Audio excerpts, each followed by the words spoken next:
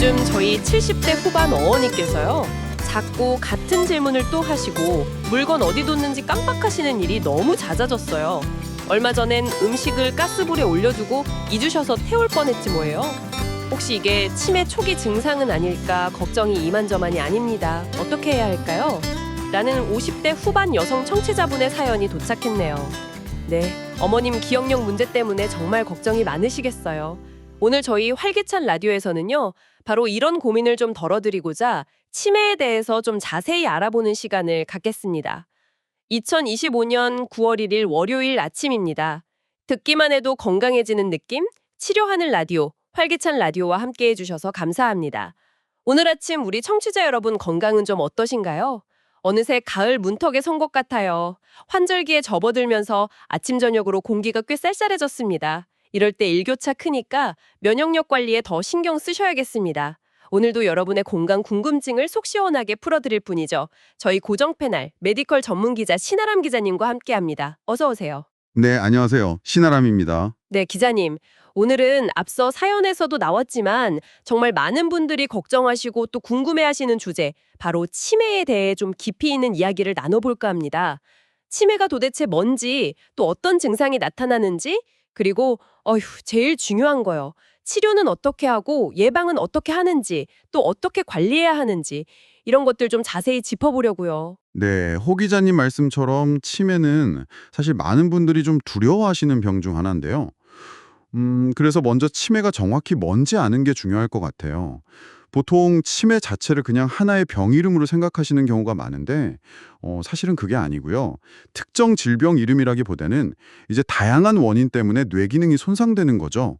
그러면서 기억력이라든지 언어 능력, 판단력 같은 인지 기능이 떨어져서 결국은 일상생활에 어려움을 겪게 되는 그런 상태. 이걸 통틀어서 증후군이라고 부릅니다. 아, 그러니까 딱 떨어지는 병 하나가 아니라 여러 증상이 나타나는 상태, 증후군이다 이 말씀이시군요. 그럼 그 원인도 정말 다양하겠네요? 네, 맞습니다. 가장 흔한 원인 질환은 역시 알츠하이머병이고요. 전체 치매 환자의 한 50%에서 70% 정도, 이 정도 차지하는 걸로 알려져 있습니다. 뇌세포가 서서히 죽어가면서 전반적인 뇌 기능이 떨어지는 그런 퇴행성 질환이죠. 그 다음으로는 이제 뇌혈관 문제요. 뇌혈관이 막히거나 터지면서 생기는 혈관성 치매가 한 20에서 30% 정도 차지하고요. 그 외에도 루이체 치매, 전두축대엽 치매 아주 다양합니다. 그런데 기자님, 제가 듣기로는요, 이 치매 원인 중에서는 일찍 발견하면 치료가 가능한 경우도 있다면서요? 오, 네, 그거 아주 중요한 포인트입니다. 전체 치매 원인 중에서요, 한 10%에서 15% 정도는 그 원인이 되는 질환을 치료하면요, 치매 증상이 상당히 좋아지거나 심지어 완치될 수도 있어요. 예를 들면 그 뇌에 물이 차는 수두증이라든지 뇌종양, 아니면 갑상선 기능 저하증 같은 내분비 질환들, 또 비타민 B12 같은 특정 영양소가 부족한 경우나 어떤 약물의 부작용 때문일 수도 있거든요. 아, 정말요? 네, 그래서 치매 증상이 보일 때 에이, 나이 들어서 그러겠지 하고 그냥 넘기시면 안 되고요. 반드시 병원에 가셔서 정확한 원인 감별 진단을 받아보시는 게 정말 중요합니다. 네, 치료 가능한 치매도 있다는 거, 이거 꼭 기억해야겠네요. 그럼 아까 그 청취자분 사연처럼요, 어떤 증상을 보일 때 혹시 우리 부모님도 하고 좀 의심을 해봐야 할까요? 초기에는 그냥 노화로 인한 건망증이랑 좀 헷갈려서 놓치기 쉽다고 하던데요. 맞아요. 그 초기 증상을 잘 아는 게 조기 진단에 정말 중요하거든요. 주의 깊게 보셔야 할 증상들을 몇 가지 말씀드리면 첫째로 최근에 나눈 대화나 있었던 일을 기억 못해서 자꾸 똑같은 질문을 반복하시는 경우, 그리고 물건 둔 곳을 기억 못하는 일이 눈에 띄게 잦아진다거나 대화할 때 그 적절한 단어가 딱 안 떠올라서 그거 있잖아 저거 이런 대명사를 많이 쓰시는 경우요. 아, 네네. 또 늘 다니던 익숙한 길인데도 길을 잃거나 방향 감각이 좀 떨어져 보인다거나 돈 계산이나 날짜 계산 같은 간단한 계산 실수가 잦아지는 것도 대표적인 증상입니다. 이런 기억력 문제 말고 성격이나 행동 변화 같은 것도 있을 수 있나요? 네, 그럼요. 그것도 중요합니다. 예전엔 안 그러셨는데 갑자기 모든 일에 의욕이 없고 무관심해지신다거나 아니면 반대로 아주 사소한 일에도 막 짜증을 내고 의심이 부쩍 는다거나 좀 공격적인 성향을 보이실 수도 있고요. 아니면 집안을 그냥 목적 없이 계속 서성인다든지 옷을 입었다 벗었다 하는 행동을 반복하는 등 이런 이상 행동들도 치매의 신호일 수 있습니다. 근데 진짜 많은 분들이 그러세요. 나도 요즘 깜빡깜빡 하는데 이게 그냥 건망증인지 치매 초기인지 모르겠다고요. 건망증하고 치매로 인한 기억장애, 이건 어떻게 좀 구별할 수 있을까요? 그거 좋은 질문인데요. 보통 건망증은요, 어떤 사건의 세세한 부분은 잊어도 그 사건 자체가 있었다는 사실 자체는 기억하는 경우가 많아요. 예를 들어 어제 친구랑 점심 뭐 먹었는지는 기억 안 나도 친구 만났다는 사실 자체는 아는 거죠. 그리고 누가 옆에서 힌트를 주면 아, 맞다 하고 기억을 해내고요. 네. 근데 치매로 인한 기억장애는 아예 그 사건 자체를 통째로 잊어버리는 경우가 많습니다. 점심 약속을 했다는 그 사실 자체를 기억 못하거나 힌트를 줘도 전혀 기억을 못하는 거죠. 아, 그렇군요. 물론 그렇다고 건망증을 너무 가볍게 보면 안 되고요. 건망증이 너무 심해지거나 다른 인지기능 저하가 같이 나타난다면 그건 치매 초기 신호일 수 있으니까요. 기억력 저하가 몇 달 이상 계속되고 점점 심해진다 싶으면 꼭 전문가 상담을 받아보시는 게 좋습니다. 그렇군요. 어쨌든 의심 증상이 보이면 반드시 신경과나 정신건강의학과 전문의를 찾아가서 정확한 진단을 받아야겠네요. 진단은 보통 어떤 과정을 거치나요? 치매 진단은 뭐 하나 검사로 딱 나오는 게 아니고요. 여러 검사 결과를 다 종합해서 판단합니다. 우선 환자분의 병력, 그러니까 언제부터 어떤 증상이 시작됐고 어떻게 진행됐는지 이런 것들을 보호자분께 아주 자세히 듣는 게 굉장히 중요해요. 그리고 의사가 직접 환자의 신경학적인 상태를 평가하는 신경학적 검사를 하고요. 또 기억력, 주의력, 언어 능력, 시공간 능력 이런 것들을 평가하는 인지기능 검사, 뭐 MMS나 CDR 같은 검사들을 합니다. 피검사나 뇌영상 검사 이런 것도 당연히 하겠죠. 네, 그럼요. 혈액 검사나 소변 검사 같은 걸로 아까 말씀드린 치료 가능한 원인 질환이 숨어 있는지 확인하고요. 또 뇌 MRI나 CT 같은 영상 검사를 통해서 뇌 구조의 변화가 있는지, 예를 들어 뇌가 얼마나 위축됐는지, 아니면 뇌경색이나 뇌출혈 같은 혈관 문제는 없는지 이런 걸 확인합니다. 최근에는 필요하면 아밀로이드 PET 검사나 뇌척수액 검사 같은 걸 하기도 해요. 이걸로 알츠하이머병의 원인 물질인 아밀로이드나 타우 단백질이 쌓였는지 직접 확인해서 좀 더 정확하고 빠르게 진단하려는 노력이 이루어지고 있습니다. 아, 진단 기술도 계속 발전하고 있네요.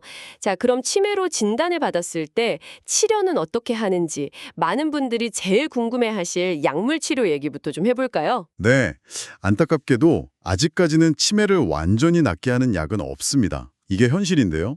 하지만 분명한 건 약물 치료를 통해서 치매 증상을 완화시키고 병이 진행되는 속도를 늦출 수는 있다는 겁니다. 이게 현재로서는 가장 중요한 치료 전략이에요. 치매 약물 치료의 목표는 크게 두 가지인데요. 하나는 떨어진 인지 기능을 좀 개선하고 유지하는 거. 다른 하나는 치매 환자분들에게 흔히 나타나는 망상, 환각, 우울, 공격성, 수면장애 같은 정신행동 증상을 조절하는 겁니다. 인지 기능을 개선하는 약물 어떤 것들이 주로 쓰이나요? 대표적으로 아세틸콜린 분해효소 억제제라는 계열의 약이 있습니다. 이게 뇌 안에 신경 전달 물질인 아세틸콜린이라는 게 있는데 이 농도를 높여서 기억력 같은 인지 기능을 도와주는 약이에요. 종류로는 뭐 도네페질, 리바스티그민, 갈란타민 이런 약들이고요. 주로 경증이나 중등도 알츠하이머병에 많이 쓰입니다. 아, 그런 약들이 있군요. 효과는 좀 어떤가요? 네, 꾸준히 복용하면 병의 진행을 평균적으로 한 6개월에서 길게는 몇 년까지도 늦출 수 있다는 연구 결과들이 꽤 있습니다. 특히 리바스티그민 같은 경우는 피부에 붙이는 패치 형태도 있어서 약 삼키기 어려운 분들께는 좀 도움이 될 수 있고요. 다른 종류의 약도 있나요? 네, 중등도 이상 알츠하이머병에는 NMDA 수용체 기량제라고 해서 메만틴이란 약을 쓰기도 합니다. 이 약은 신경세포를 좀 보호하는 효과가 있고요. 아까 말씀드린 아세틸콜린 분해효소 억제제랑 같이 쓰면 인지기능 개선 효과가 더 좋아질 수 있어요. 그리고 일부 정신행동 증상, 특히 공격성 같은 걸 완화하는 데도 좀 도움이 되는 걸로 알려져 있습니다. 아까 말씀하신 그 정신행동 증상을 조절하는 약물 이것도 굉장히 중요할 것 같아요. 환자분도 힘들지만 옆에서 돌보는 가족분들이 정말 힘들어 하시더라고요. 네, 맞아요. 매우 중요합니다. 이런 증상들이 환자 본인도 고통스럽지만 사실 옆에서 돌보는 가족들을 더 지치게 만들 수 있거든요. 그래서 증상에 따라서 항정신병 약물이나 항우울제, 항불안제, 수면제 같은 약들을 아주 신중하게 사용해 볼 수 있습니다. 예전에는 이런 약들이 좀 졸리고 하는 부작용 걱정이 있었는데 최근에는 비교적 안전한 약물들이 많이 개발됐어요. 아, 다행이네요. 네, 다만 어르신들께는 부작용 위험이 아무래도 좀 더 높을 수 있으니까요. 반드시 전문의 처방하에 아주 적은 용량부터 시작해서 조심스럽게 사용해야 합니다. 최근에는 치매의 근본 원인을 좀 건드려보는 그런 새로운 약들도 개발되고 있다면서요. 네, 맞습니다. 알츠하이머병의 주요 원인 물질로 알려진 아밀로이드 단백질이라는 게 있는데요. 이걸 뇌에서 직접 제거하는 것을 목표로 하는 항아밀로이드 항체 치료제라는 게 개발됐습니다. 그래서 최근에 미국 FDA 승인을 받았고요. 레카네맙, 도나네맙 이런 약들이 대표적입니다. 초기 알츠하이머병 환자 중에서 뇌에 아밀로이드가 쌓인 게 확인된 경우에 사용할 수 있고요.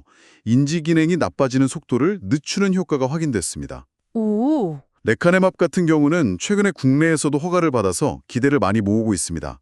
다만 아직은 쓸 수 있는 대상이 좀 제한적이고 가격도 비싸고 또 뇌부종이나 미세출혈 같은 부작용 가능성도 있어서 전문가의 아주 면밀한 판단하에 사용되어야 합니다. 네. 새로운 치료법에 대한 기대도 크지만 그래도 현재 사용 가능한 약물 치료에서 가장 강조하고 싶으신 점이 있다면 뭘까요? 무엇보다도요. 치매 약물 치료는 가능하면 빨리 시작할수록 효과가 좋다는 점입니다. 이걸 꼭 강조하고 싶어요. 증상이 아직 경미한 초기 단계부터 치료를 시작하면 인지 기능이 나빠지는 속도를 최대한 늦춰서 환자분이 좋은 상태를 더 오래 유지할 수 있게 도와줍니다. 이게 결과적으로는 요양시설에 입소하는 시기를 늦추고 가족들의 돌봄 부담도 줄이고 또 사회 전체의 의료비 부담까지 낮추는 효과로 이어지는 거죠. 그러니까 치매가 의심되면 절대 망설이지 마시고 조기에 진단받고 치료를 시작하시는 게 정말 중요합니다. 약물 치료와 함께 꼭 같이 해야 하는 게 비약물 치료라고 들었어요. 이건 어떤 것들이 있을까요? 네, 맞습니다. 약물 치료만큼이나 중요해요. 비약물적 접근. 대표적으로는 규칙적인 신체 활동, 그러니까 운동이죠. 운동이 뇌 건강 유지에 아주 도움이 되고요.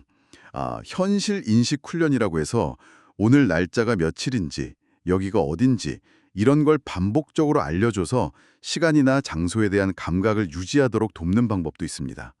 그리고 미술 치료, 음악 치료, 또 옛날 일 떠올려보는 회상 치료, 퍼즐 맞추기, 글쓰기 같은 다양한 인지 훈련이나 자극 요법들이요.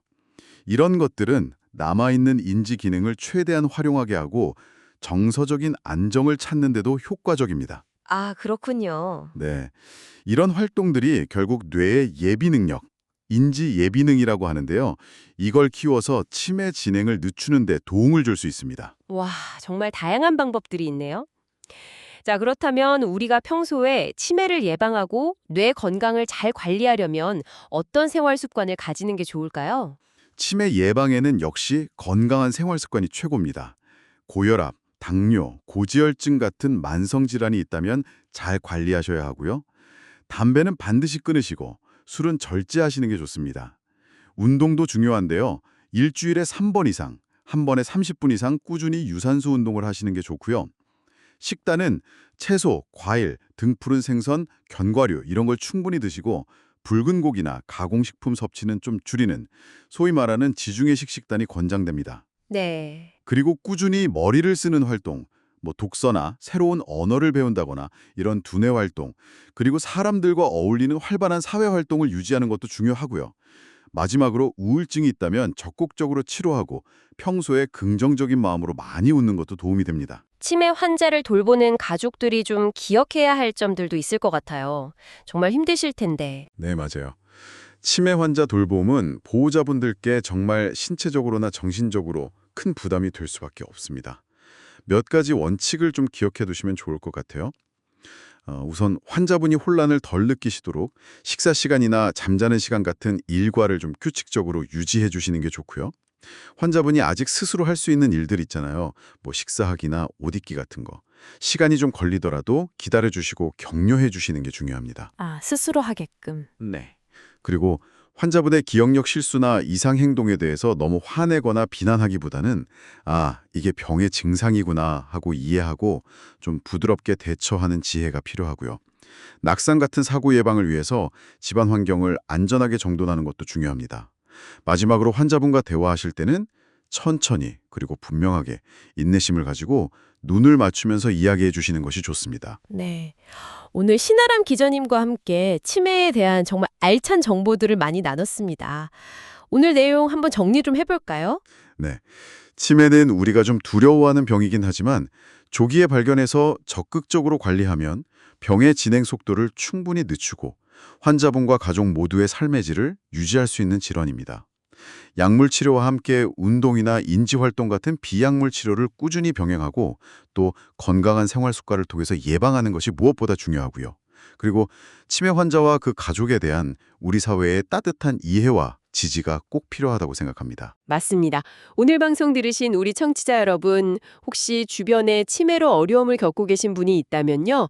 오늘 저희가 나눈 이야기들을 바탕으로 조금 더 따뜻한 시선과 관심을 보내주시면 어떨까요?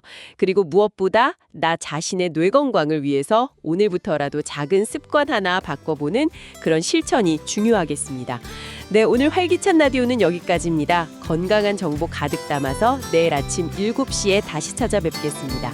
함께해 주신 청취자 여러분, 그리고 오늘 좋은 말씀 나눠주신 신아람 기자님 정말 고맙습니다. 네, 감사합니다.